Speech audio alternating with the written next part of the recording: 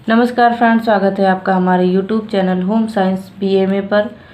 Friends, इस video में आज हमें पढ़ना है बीए 4th सेमेस्टर का यूनिट नंबर 3। इसके पहले हमने 1st, 2nd, 3rd unit cover किया है। आज ये यूनिट 3 का वीडियो है। इसके बाद हम 4th यूनिट पढ़ाएंगे। तो इसमें आज हमको पढ़ना है कि रंग क्या होता है, वर्गीकरण क्या होता है तथा रंग की योजनाएं क्या होती है, इसके बारे में हम देखेंगे।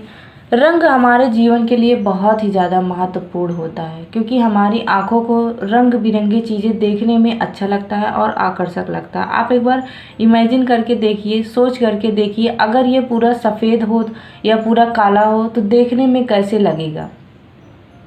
ये जो हमारे आँखों के सामने ये जो रंग बिरंगी चीज़ें होती हैं, ये हमें कितना अपनी तरफ आकर्षित करती हैं। चाहे रंग बिरंगी वस्त्र हो, मकान हो या रंग बिरंगी कोई वस्तु हो, वो सभी चीज़ें हमें अपनी तरफ आकर्षित करती हैं। रंगों का मनुष्य के जीवन से बहुत गहरा संबंध है। बिना रंगों के मनुष्य के जीवन की कल्पना भी नहीं की जा सकती। गृह सज्जा में रंगों का प्रयोग बहुत अच्छा लगता है। रंगों के प्रयोग से कमरों के दोष छुपाए जा सकते हैं तथा बिना रंग संयोजन के या अनुचित रंगों का प्रयोग करने से सज्जा ठीक नहीं लगती है। तो इस तरीके से रंगों का भी अपना बहुत महत्वपूर्ण स्थान होता है। अगर बात करें, रंग प्रकृति तथा ईश्वर की सबसे बहुमूल्य देनों में से एक है। रंग के बिना जीवन की कल्पना भी नहीं की जा सकती है। रंगों का महत्व क्या होता है? जैसे रंग सुंदरता प्रदान करती है, रंग विविधता प्रदान करती है, रंग मनोभाव को बदलने में सहायक है, रंग रोशनी का आभास घटा बढ़ा सकते हैं, रंग स्थान के आकार का आभास घटा बढ़ा सकते हैं और रंग अभिव्यक्ति की क्षमता रखते हैं। तो इस तरीके से रंगों का इतना महत्व होता है। रंगों का अर्थ देखते हैं क्या होता है। रंग प्रकाश का ही एक गुण है जिसे आंखें देखती हैं और ये विभिन्न आकार की प्रकाश के लहरों से बनते हैं। हमारे आसपास जितने भी रंग बिखरे पड़े हैं, उनका मुख्य स्रोत प्रकाश ही है। रंग का अनुभव तभी होता है जब प्रकाश किसी वस्तु से टकराकर परावर्तित होकर आँखों में प्रवेश करता है। प्रकाश की तरंगें जो अलग अलग लंबाई वाली तथा अलग अलग स्पंदन दर वाली होती है, मस्तिष्क को भिन्न भिन्न रंगों का बोध कराती है। इस कारण हमें विभिन्न रंग दिखाई देते हैं। जो अलग अलग रंग हमें दिखाई देते हैं, इसका जो सीधा सा संबंध होता है हमारे मस्तिष्क से होता है। उसी की वजह से ये हमें रंग बिरंगे वस्तुएं दिखाई देती हैं। अगर रंगों के बारे में परिभाषा हम देखें बिंगो के अनुसार, तो इनका कहना है कि colour remove the darkness from life and enhance the beauty of object. जो रंग होते हैं वो हमारे जीवन से अंधेरा को मिटा देता है और हमारे जीवन की सुंदरता को बढ़ा देता है। Its appeal in universal colour is usually the first characteristic of an object that we noticed. तो इस तरीके से इनके कहने का आशय यह हुआ कि रंग हमारे जीवन के लिए कितना ज़्यादा महत्वपूर्ण स्थान रखता है। उसके बाद देखते हैं रंग का वर्गीकरण। अगर देखें तो रंग को हम दो भागों में बांट सकते हैं, एक उष्ण रंग, एक शीतल। उष्ण रंग मतलब होता है जो गर्म रंग होता है और शीतल रंग जो ठंडा रंग होता है। जितने भी गहरे रंग के रंग होते हैं सब गर्म होते हैं और जितने भी हल्के रंग होते हैं सब शीतल व ठंडे होते हैं। रंगों का प्रकृति से संबद्धता के आधार पर यह विभाजन किया गया है कि प्रकृति में लाल तथा पीला रंग सूर्य और अग्नि में दिखाई देता है और यह घर में सज्जा में गर्मी प्रदान करता है। इस तरीके से नीला रंग आकाश, नदी और समुद्र तथा जल एवं हरा पेड़ पौधे वनस्पतियों में दिखाई देता है तथा शीतलता का आभास कराता है। अब देखते हैं हल्के तथा भारी रंग। गहरे रंग भारी होने का आभास कराते हैं।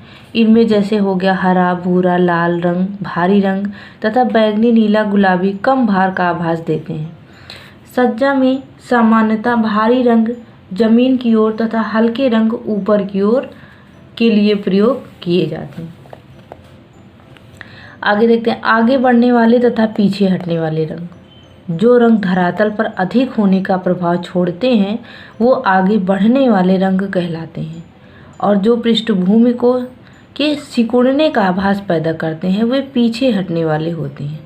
उष्ण रंग प्रायः आगे बढ़ने वाले और शीतल रंग प्रायः पीछे हटने वाले रंग होते हैं। तो इस तरीके से आपने रंगों का महत्व देखा, रंग का अर्थ देखा, वर्गीकरण देखा। अब हम देखेंगे रंगों के प्रकार, कितने प्रकार के रंग होते हैं। तो इसमें देखें सबसे पहले पीला, तो यह जो होता है प्रकाश का प्रतीक है और सदैव आशा, आनंद तथा हल्केपन के लिए माना जाता है। अगला है लाल रंग, यह गर्म रंग होता है, इससे गर्मी उत्पादक होती है।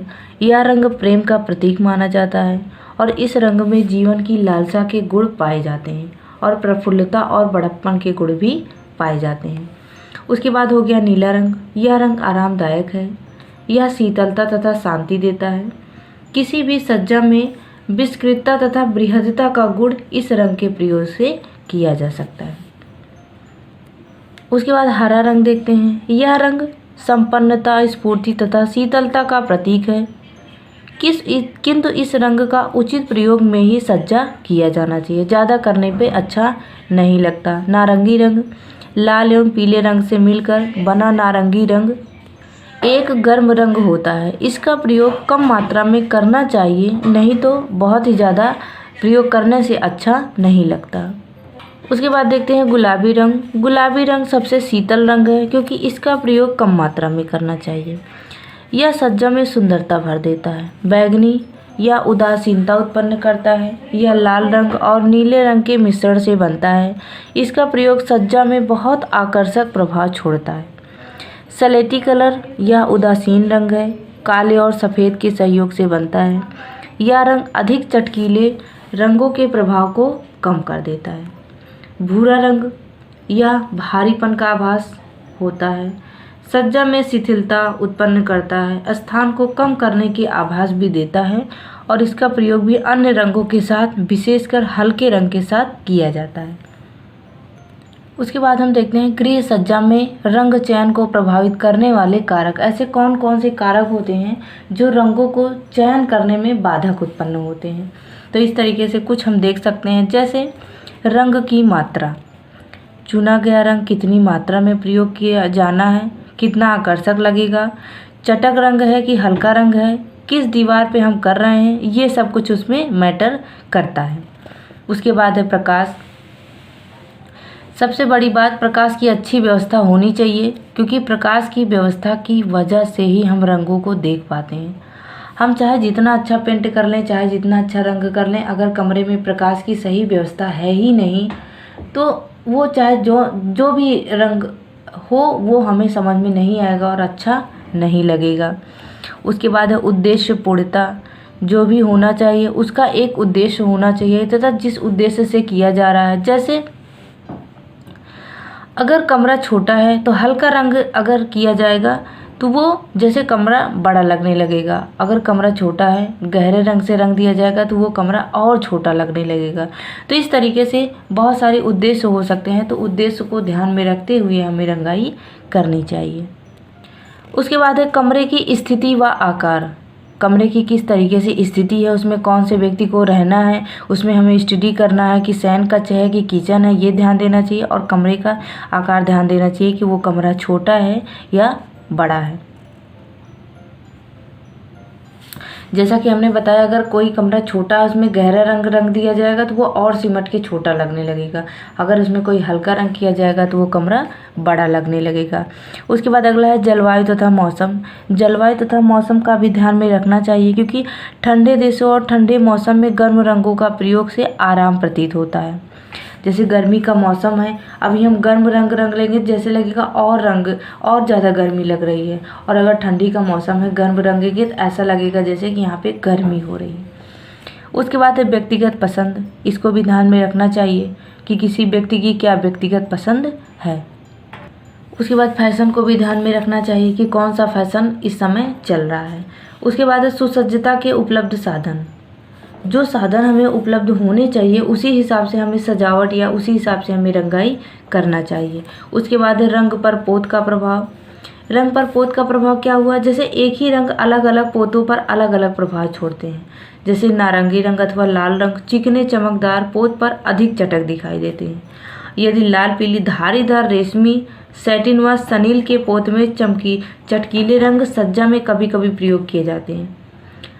अन्यथा स्नायु तनाव प्रदान करते हैं तथा अधिक उष्णता प्रदान करते हैं। तो इस तरीके से इतने सारे कॉम्बिनेशन को ध्यान में रखते हुए हमें एक कमरे की रंगाई करनी चाहिए। उसके बाद हम देखते हैं विभिन्न कक्षों के लिए रंग संयोजन। जैसे अलग अलग कक्ष है तो कौन से कक्ष में कौन से रंग का संयोजन किया जाए तो अच्छा लगेगा। जैसे स्टेला सुंदरराज के शब्दों में, हमारा जीवन कितना भी नीरस क्यों ना हो, रंगों में वह शक्ति है जो उसे बहुरंगी अथवा सुंदर बना सकते हैं। तो इन्होंने देखिए रंगों की कितनी अच्छी परिभाषा दी हुई है। तब हम कमरों को देखेंगे कि कौन से कमरों में कौन से रंग रंगने चाहिए। सबसे पहले हम देखेंगे बैठक में। बैठक जो होता है बहुरंगीय योजना जो आकर्षक के साथ इसमें प्रसन्नता विविधता का भाव पैदा करे किंतु भड़कीला ना हो। जैसे पीला, नारंगी, गुलाबी, लाल उचित मात्रा में उचित रंगों के साथ प्रयोग किया जा सकता है। उसके बाद है भोजन कक्ष। भोजन कक्ष का संबंध शांति से होता है, अतः सफ़ेद, क्रीम, आसमानी रंगों का प्रयोग उचित रहेगा क्योंकि ये तीनों जो रंग होते हैं हल्के होते हैं और शांति के प्रतीक होते हैं। उसके बाद शयन कक्ष हो गए। इस कक्ष में व्यक्तिगत रुचि का प्रयोग करना चाहिए। फिर भी अगर शयन कक्ष की बात की जाए तो बच्चों एवं महिलाओं के लिए शयन कक्ष में गुलाबी रंगों का प्रयोग करना चाहिए और पुरुषों के लिए बादामी, हल्का पीला रंग प्रयोग में लाना चाहिए। अध्ययन कक्ष, इस कक्ष में उज्ज्वल और प्रकाशवान रंग प्रयोग में लाए जाने चाहिए किंतु ये रंग सादे हों तथा संख्या और मात्रा में सीमित हों, बहुत ज़्यादा प्रयोग नहीं किए जाने चाहिए। जैसे पीला, बादामी, क्रीम रंग सफलता के लिए प्रयोग किए जाते हैं। रसोई घर, रसोई घर में भी प्रकाश फैलाने वाले प्रसन्नतावर्धक हों जैसे हल्का पीला, बादामी एवं ये सब रंग होते हैं उपयुक्त होते हैं। सफ़ेद रंग शीघ्र गंदे हो जाते हैं। स्नान गृह, स्नान गृह में ताजगी पैदा करने के लिए ऐसे रंगों का प्रयोग करना चाहिए जैसे आसमानी, हल्का पीला, क्रीम आदि। तो इस तरीके से आपने देखा कि जो हमारे घर के कमरे होते हैं उनमें कौन से रंगों का प्रयोग करना चाहिए। उसके बाद हम रंग योजनाओं के बारे में देखते हैं कि हमारे रंग की योजना कैसे होनी चाहिए। जैसे रंगों के प्रत्येक प्रयोग द्वारा वस्तु, चित्र, प्रकृति सभी सुंदर लगता है और आनंददायक होता है। रंगों का प्रयोग सोच विचार कर ही करना चाहिए। रंगों का उपयोग मौसम, आयु, रुचि, परिस्थितियों, कमरे का आकार, कमरे का उपयोग तथा कार्य पर निर्भर करता है। इसके लिए रंग योजना सोच समझ कर ही करना चाहिए, नहीं तो सुंदरता के बजाय वो भद्दता लगने लगेगा तथा वो अच्छा नहीं लगेगा। जैसे बात करें कि रंग योजनाएं निम्न प्रकार की होती हैं। एक रंगीय योजना, इस योजना में एक ही रंग का प्रयोग होता है। इस योजना में किसी एक रंग के सेट का प्रयोग करते हैं, यानी एक रंग लेकर उसमें सफ़ेद या काला मिला करके मिलते जुलते रंग बनाए जाते हैं और उसके कमरे की विभिन्न दीवारों, फर्नीचर, फर्श तथा अन्य सजावट सामग्री में इसका प्रयोग किया जाता है। जैसे लाल रंग में सफ़ेद या काला रंग मिला देने से उसके रंग हल्के व गहरे हो जाते हैं। तो इस तरीके से एक रंग की योजना में सिर्फ एक ही रंग होता है, उसमें कोई दूसरा रंग मिला करके उसको हल्का या थोड़ा सा गहरा करके बनाया जा सकता है। उसके बाद है विपरीत रंग योजना।